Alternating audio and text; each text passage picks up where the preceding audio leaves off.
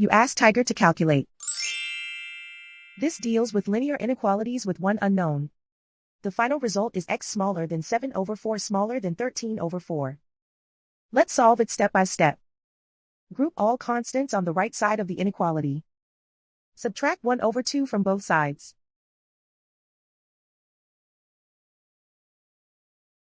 Combine the fractions.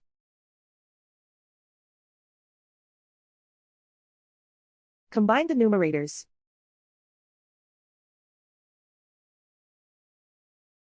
Reduce the zero numerator.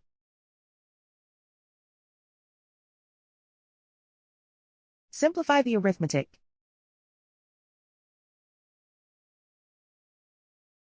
Find the lowest common denominator.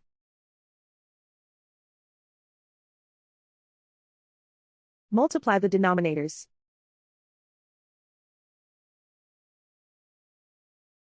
Multiply the numerators.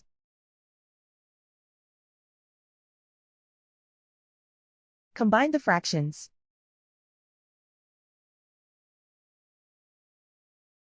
Combine the numerators.